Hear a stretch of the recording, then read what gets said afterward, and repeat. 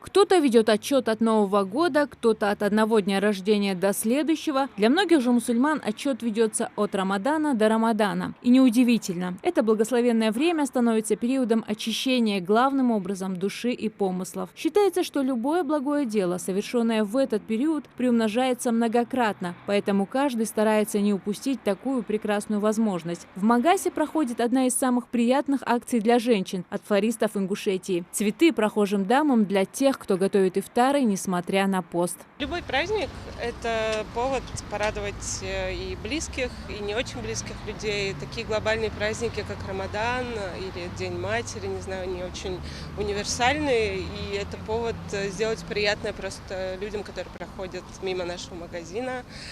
Поэтому мы периодически выставляем цветочки, чтобы просто поднять настроение. Один цветок – это не особо затратно для нас и в целом может поднять настроение человеку на весь день. По-настоящему волшебным месяц Рамадан стал для пекаря Хадижат Картоевой. Руководство кондитерской «Ванила Кейк» решило разыграть среди сотрудников путевку в хадж.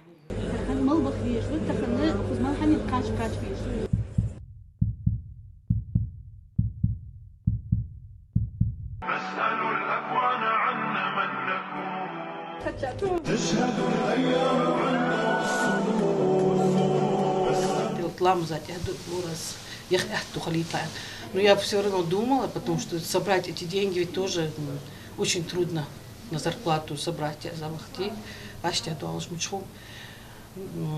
Так, и вот получилось так, что дал я туда красичи.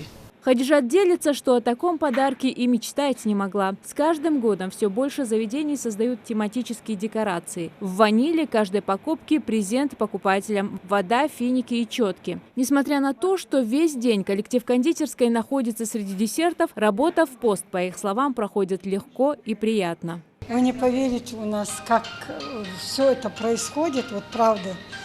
Мы и смеемся, мы и радуемся.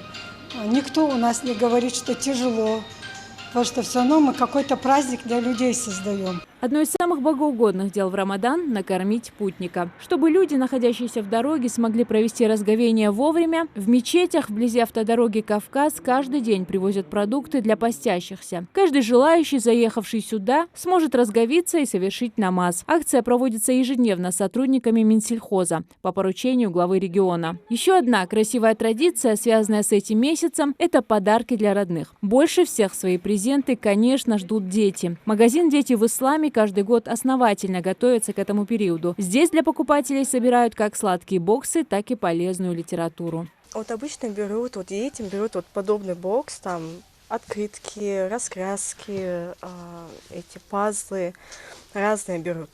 Также старшим берут книги.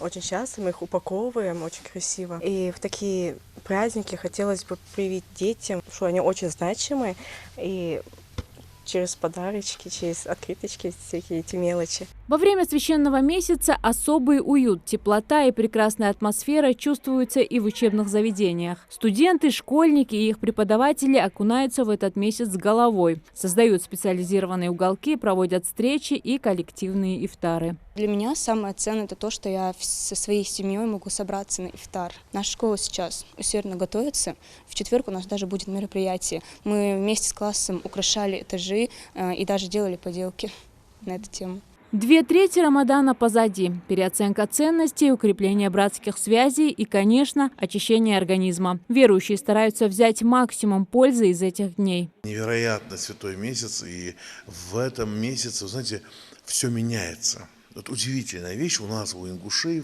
уж точно, когда приходит этот месяц, мы меняемся, мы обновляемся, мы делаем какие-то невероятные вещи, ждем. Уже когда оканчивается этот месяц, ждем гостей, хотим всех порадовать, накрываем вкусные столы и так далее.